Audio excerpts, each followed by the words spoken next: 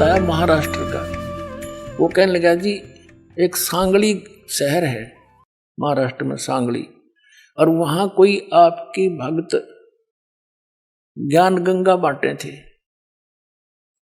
और हम वो मेला लगा हुआ था हमारे धार्मिक, और मैं तो भगवान शंकर का पुजारी, उसके अतिरिक्त मैं किसी ने मानू नहीं था।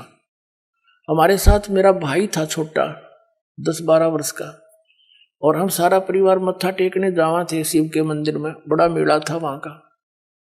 वह पुस्तक बेच रहा था तो उसमें लिखा हुआ था कौन ब्रह्मा का पिता है, कौन विष्णु की माँ, ये ऐसे ऐसे। वो छोटा भाई जाकर हमसे पिता नहीं कैसे पहले वो लेने चला था, मैंने मना कर दिया कि ना ये तो बकवास लेकर रखी है ना।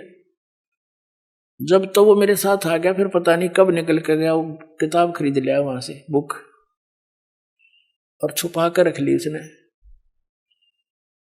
जब मैं गाड़ी से उतरने लगा तब देखा मैंने वो पुस्तक ले रहा हुआ हाथ में, उसे मैंने छीन ली और मेज पर उल्टी रख दी कि इसके दर्शन भी नहीं करूं।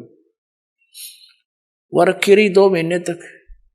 एक बार मेरा कुछ ऐसी टेंशन बनी, कुछ ऐसे सर्कमस्टांस बन गए, मेरा सिर पाटन हो गया, घनी टेंशन हो रही किसी बात की, और मैं बाहर बैठ गया चेयर लेके। थोड़ी देर में ध्यान आया, पुस्तक दिखी वो रखी रखाई। मैंने सोचा इसने देखता क्या है, मैं लगा उस पुस्तक को पढ़ने। वो मेरी तो टेंशन मतलब याद भी कोई ना कचकित गई, और 3 दिन कंटिन्यूस पढ़ी। अरे सह परिवार लेकर आ गया परमात्मा का बच्चा, सारे परिवार को।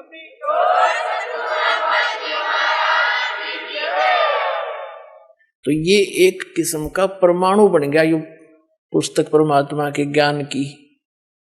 अब वो उससे फिर रिश्तेदार में जाती है, वहां से ले गया सैकड़ों पुस्तक, सबको दूंगा एक एक, और प्यार से पढ़ाऊंगा, अपने कसम खाऊंगा, बताऊंगा सच्चाई क्या है, मेरे जैसे भ्रमित है सारे।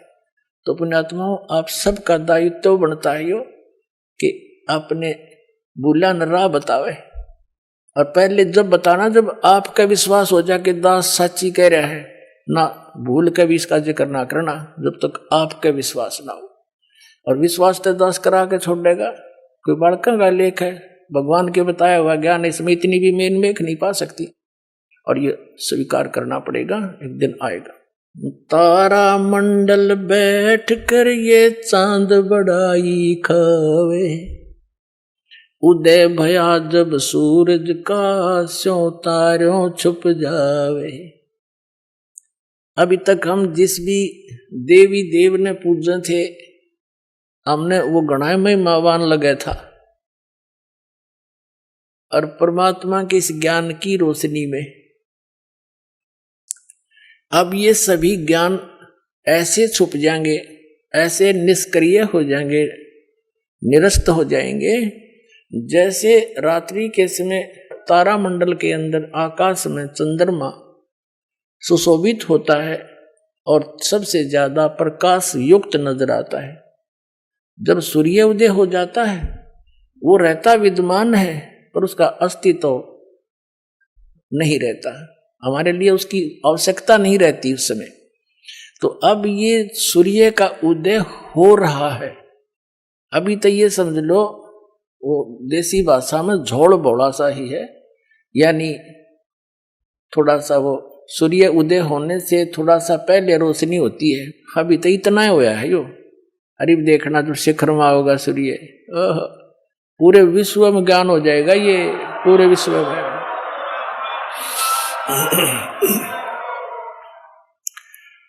तो परमात्मा क्या बताना चाहते हैं कि आप यहाँ के वासी नहीं हो, आप सतलोक में रहा करते, वहां सारे सुख थे, और अपने पैर पर आपको आड़ा मार लिया। ये दास एक जूनियर इंजीनियर था इसमें, कंस्ट्रक्शन सिविल के अंदर, हरियाणा में इरिगेशन डिपार्टमेंट। तो वहां पर एक बहन अपने 2 बच्चों को लेकर मजदूरी करने आई हुई, और वह लड़की मजदूरों की जैसी नहीं लगे थी। फिर भी कोई इतना विशेष ध्यान नहीं किया, कोई बात नहीं, पता नहीं परमात्मा किस घर में कैसा बालक हो जाए। फिर वो रो रही थी, रोने लगी कुछ देर बाद। दूसरे तीसरे दिन जब हम दोबारा गए, उससे पूछ बैठा, भाई बहन क्या बात है, क्यों रो रही हो? वहीं पर और कई मजदूर बैठे थे, बेलदार वगैरह, उनकी पत्नियां थी। वह बहुत बुरी तरह रो ही रही थी। उसने थोड़ी सी देर बाद से फिर बताई साची कि मैं ऐसे ऐसे एक बहुत बड़े घर की बेटी थी, सेठ है मेरा पिताजी, बहुत बड़ा पैसे वाला, और मुझे सारी सुविधा थी, और जो मेरा पति है ये हमारे यहाँ नौकर रहा करता, और मैं इसके जाल में फंस गई। मैं इतनी प्रभावित होगी, मेरे माता पिता मेरे आगे रो भी दिए, उन्होंने मेरे पैर भी पकड़ दिए, बेटी कुछ भविष्य देख ले तू अपना, तू कहाँ जा रही है, रोटी टाइम पे मिले नहीं, क्या हाल होगा तेरा, लेकिन फिर हम तेरे को घर नहीं बढ़न देंगे, या तू पक्की सोच लिए। मैंने एक नहीं मानी, और इस मेरे पति की बातों में इतनी फंस गई, हम वहां से घर से भाग गए। अब ये जो मैं पैसा लेकर आई थी 1-2-4 लाख रुपए, वो खर्च कर दिए, सारा शराब पीता है। अब मैं मजदूरी करती हूँ और वो मेरे पैसों से शराब पीता है, और बोल लो तो मैंने रोज कूटे। अब कोई मेरा वाली वारस रहा नहीं कि मैं दुख रोज दूं जाके, मैंने अपने पैर पे आपको वाड़ा मार रखे। तो पुण्यात्माओं, आज आपकी वो दशा है, आप उस समर्थ ने छोड़ के इस कंगाल के साथ आ गए, और यहाँ हर एक चीज का टोटा, समय पर टूक नहीं, वर्षा हो जा, 2 दाने हो जा, ना भूखे मर जा, अकाल गिर जा। उस समर्थ को, उस स्थान को छोड़कर आप यहाँ भिखारी बन गए, और वहां सदा व्रत था, यहाँ टाइम पर टूक नहीं मिल रहा। 90% व्यक्ति दुखी है, यहाँ 90% हैंड टू माउथ है, और कम से कम विश्व के 20-30 बल्कि 40% आदमी मांस खा के गुजारा कर रहे, मछली कोई खाने नहीं, ये खाने की चीज है, नरे पाप कमाने। तो कहने का भाव ये है पुण्यात्माओं, हम गलत स्थान पाएंगे, या वह वस्तु है ही नहीं जो हमने, जिसकी हमें आवश्यकता है, अति आवश्यकता है। किस किस चीज की आवश्यकता है? तो मृत्यु नहीं होनी चाहिए। अगर हमारी मृत्यु ना हो, हम फिर भी से ढीठ हो रहे हैं, कोई दिक्कत नहीं, तो हाथ भी कट जाए, पाँव भी कट जाए, मृत्यु ना होनी चाहिए। अरिया भी कंपलसरी। दूसरा, बुढ़ापा नहीं होना चाहिए, कोई वृद्ध होना पसंद नहीं करता, सारे होंगे।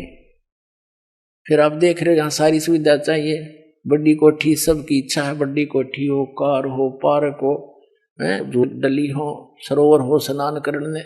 तो ये सुविधाएं आप यहाँ खोज रहे हो, जहां 7 जन्म भी 100 असंख्य जन्म नहीं पा सकती आपको। ये सतलोक में है, आपकी ज्यों की त्यों रखी है, वहां आपका सारा सामान सुरक्षित है। लेकिन आपकी बुद्धि कद सेट होएगी जिस दिन आपकी बुद्धि यहां से इस ज्ञान से हटेगी।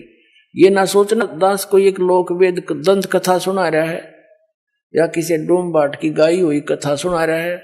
ये तो वो वचन सुना रहा है जो परमात्मा ने स्वयं अपने घर का भेद दिया करके, और जिन महापुरुषों को साथ ले गए फिर वापस छोड़ा, उन्होंने इसलिए छोड़ा था कि ये मेरे गवाह बन जाए, फिर बाद में मेरे बच्चों को गवाही दे जाए कि सचमुच कबीर इज गॉड, कबीर परमात्मा है, और सतलोक में ये सारे सुख हैं।